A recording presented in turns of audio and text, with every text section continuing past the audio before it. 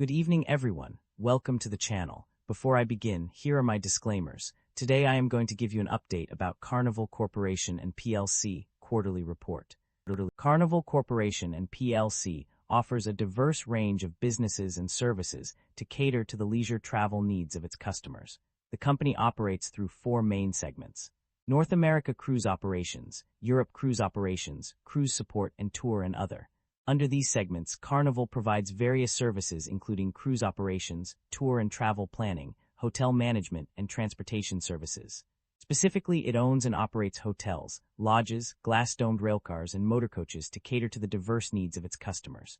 The company's portfolio includes several well-known brands such as AIDA Cruises, Carnival Cruise Line, Costa Cruises, Cunard, Holland America Line, P&O Cruises, Australia, P&O Cruises, UK, Princess Cruises, and Seabourn. These brands offer a range of cruise options to customers, including leisure travel services in North America, Australia, Europe, and internationally. In terms of sales channels, Carnival sells its cruises through various mediums such as travel agents, tour operators, vacation planners, websites, and onboard future cruise consultants. This multi-channel approach enables the company to reach a wide customer base and provide convenient booking options for its customers. Carnival Corporation and PLC maintains a market capitalization of $36 billion, broadly in line with the industry peer group. Carnival Corporation and PLC trades at a lower price-to-earnings ratio of 11 times and a higher price-to-book ratio of 2.75 times relative within the industry. While the stock does not screen as absolutely cheap, mixed valuation signals relative to industry peers prevent a definitive conclusion. With the broader industry trading at lower valuation levels, this may reflect transitional pricing dynamics rather than clear mispricing, warranting further analysis of earnings quality, growth sustainability, and balance sheet strength. The leverage on the balance sheet appears elevated, with liabilities of 76% of total assets. This raises some concern, and we should examine the industry and nature of the business to determine whether they justify the elevated leverage. Average liabilities have declined over the past 5 years, indicating improving balance sheet discipline and reduced financial risk. Shareholder equity has grown consistently, but operating income growth is weak or inconsistent. Equity expansion may be driven by financing activities rather than core business profitability. The share count has increased over the past 5 years, while revenue has continued to grow. This suggests the business may rely on shareholder dilution to fund expansion. Investors should closely monitor whether growth can eventually be sustained without dilution. The income statement shows that the company have been growing its revenue annually and the operating income have been increasing. This shows that the business model works and the business is expanding. The primary drivers of revenue growth for a company can be attributed to several key factors. Passenger ticket revenues have seen a significant increase of plus 5.2%, driven by higher ticket prices and a favorable foreign currency translation impact. Onboard and other revenues have also experienced growth, rising by plus 8.3% due to increased spending by guests. In terms of specific countries, the United States has seen a plus 3.4% increase in revenue, while Germany and the United Kingdom have reported even higher growth rates of plus 20.1% and plus 16%, respectively. These increases are likely due to various factors such as strong demand, favorable exchange rates, or targeted marketing efforts. On the other hand, there are several drivers of revenue decline. The Europe segment has seen a significant decline of minus $100 million, minus 5.4%, while the cruise support segment has experienced an even more substantial drop of minus $401 million, minus 11.7%. The tour and other segment has reported a staggering minus 50% decline in revenue. Other factors that may impact revenue growth or decline include seasonality, fuel cost changes, foreign currency, exchange rate fluctuations, and new regulatory requirements related to greenhouse gas emissions reduction. These external factors can have a significant impact on the company's performance and should be carefully monitored by management. The financial performance of a company underwent significant changes between 2025 and 2026. Initially, in 2025, the company reported a net loss of $78 million. However, this changed dramatically in 2026 when the company recorded a net gain of $258 million, marking an increase of $336 million. The improvement in financial performance is also reflected in the profit margins. The operating income margin increased from 9.4% in 2025 to 9.9% in 2026, while the net income margin improved significantly from -1.3% to 4.2%. This indicates a substantial turnaround in the company's profitability, with both operating and net income margins showing notable improvements. The increase in profit margins can be attributed to various factors such as cost reduction, revenue growth, or strategic business decisions made by the company. The company's financial performance indicates a positive trend in its operating cash flow.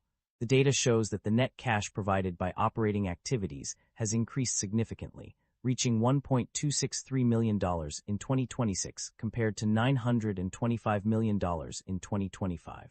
This upward trajectory is also reflected in the net cash flows from operating activities, which have grown from $0.9 billion in 2025 to $1.3 billion in 2026.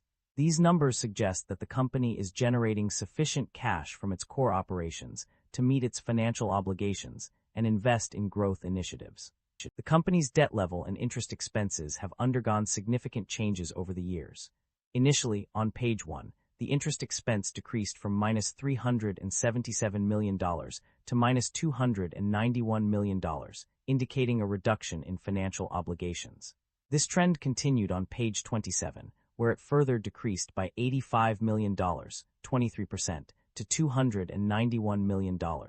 However, on page 21, there was no interest expense reported, suggesting a complete elimination of debt-related expenses.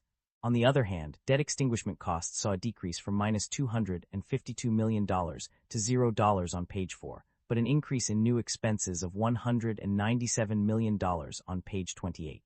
The total debt showed mixed results, with an increase from $27,383 to $26,004 on page 13, and no significant change mentioned on page 14.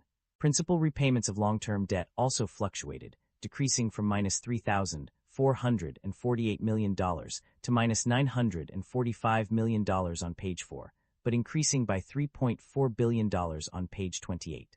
The proceeds from issuance of long-term debt saw a notable decrease from $2,980 million to $0 on page 4. Overall, the company's financial obligations have undergone significant changes, with some areas showing improvement and others indicating increased expenses.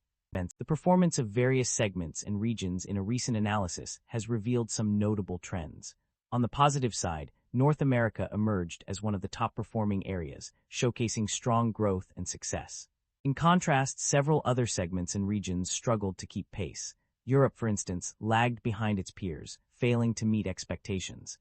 Additionally, cruise support and tour and other segments also underperformed, indicating areas that require improvement.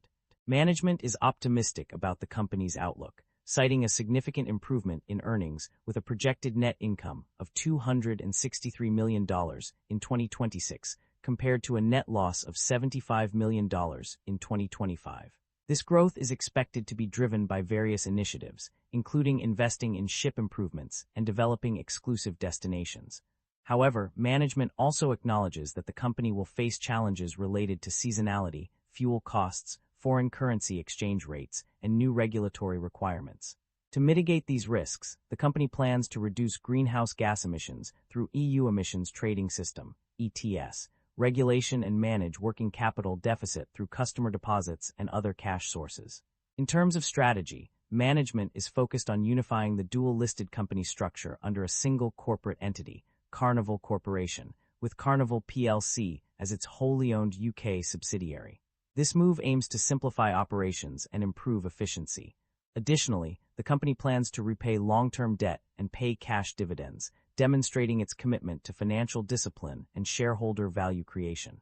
The company has made significant investments in its shareholders through various means. One notable example is the payment of dividends, which totaled $208 million. This demonstrates a commitment to returning value to investors and rewarding their loyalty. However, it appears that share buybacks or repurchases have not been a priority for the company at this time. Despite having approved a share buyback program worth up to $2.5 billion, it is set to commence only after April 17, 2026. This suggests that the company may be focusing on other areas of investment and growth before allocating funds towards share repurchases. That concludes the financial summary for Carnival Corporation and PLC. Feel free to comment below, and I will be happy to answer them when possible.